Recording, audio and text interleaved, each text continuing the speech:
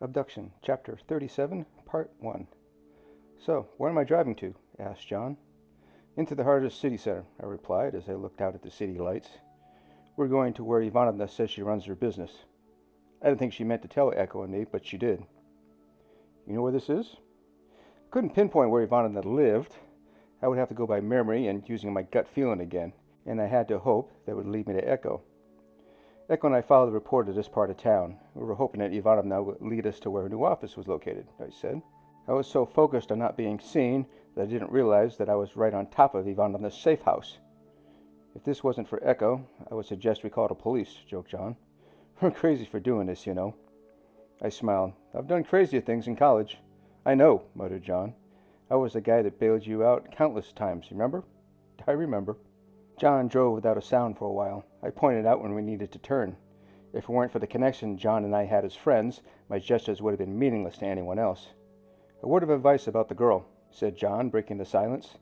"There's a connection between the two of you, and don't deny it. I see how the two of you interact and the way you kissed.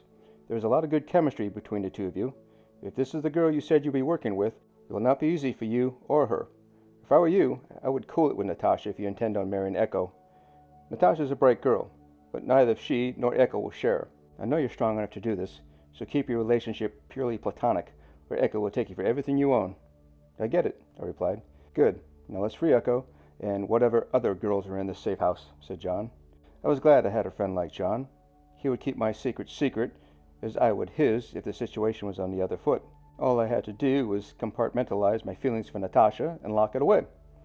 The problem with this direction of thought was I wasn't sure I could do it, at least not so soon after Natasha's rescue from bondage, and because I could still feel her warm, soft lips against mine. As I reached the part of town where I last saw Ivanovna, the snow started to fall. It looked graceful in the light provided by the street lamps. "Find a place to park. Let's get to it," I said as I looked at the building I believed was the one Echo was being held captive in. "What's the game plan?" asked John as he parked the car in the closest free parking spot. "I don't know what we're up against," I said honestly. "I'm going to assume that there are people on guard. At least that's how I would run a safe house. So we go slow and focused on saying safe. Neither of us needs to be shot tonight." "You got that right," muttered John. After John got out of the car, I followed suit. "I know I keep asking this. What does your gut feeling say?" asked John. I took a breath and exhaled with intent to slow my rapid heartbeat. "I got nothing." "You're kidding me, right?" I shook my head. "I wish I wasn't kidding." John chuckled. "A good time for your intuition to take a break. Okay, let's have a look around the building and see if we notice anything suspicious." The two of us trudged our way to the building as the snow started to fall with larger flakes. Within seconds, we were in near whiteout. I wasn't sure this snow squall was going to stop, but other than waiting to find out, I quickened my steps without running. Slipping and falling were out of the question. The embarrassment would hurt me more than being covered from head to toe with snow. John and I reached the building and hustled into shelter it offered. We brushed what snow was left on our heads and bodies as best as possible, and laughed nervously. "Care to take a guess at what floor we should look at first?" asked John. I tried to reach out to my gut feeling, but it was still missing in action. "I don't know," I said with a shoulder shrug that would make Valerie proud. "This is too much," muttered John. "We are never going to find Echo without some help." As John and I contemplated what to do next, the elevator door started to open. There was nowhere to run.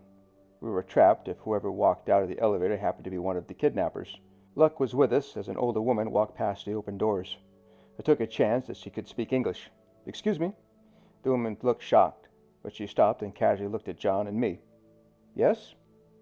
"We're trying to find a friend that just moved into this building a few days ago, and I forgot what floor she's on. Do you happen to know of anyone new in the building?" The woman nodded, and a sense of relief fell over me, but I noticed the woman looked agitated. "If you are friends with this woman, I'm not sure I want to tell you, but I will. She is on the same floor as I am. 14, said the woman. "Thank you," I said, "but you look upset with something. Can I ask why?" The woman huffed. "That woman, your friend, is rude and likes to party too much. She plays music at all hours. I have complained, but the building management says she has done nothing wrong."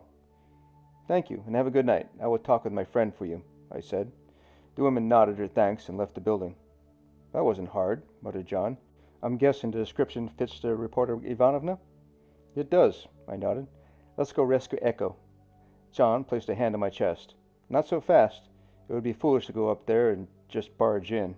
Do we have any other options?" I guess not, but if more than 2 people are watching over Echo, then we are screwed. My gut tells me that there is no one but the people who have been abducted. John raised his eyebrows and chuckled. Now your instinct happens to show up? I laughed as well and got into the elevator. John followed. It was a relief to know that this rescue was going to be quick and painless. That was wishful thinking at this point. There was no telling what we were going to run into once we arrived at the apartment.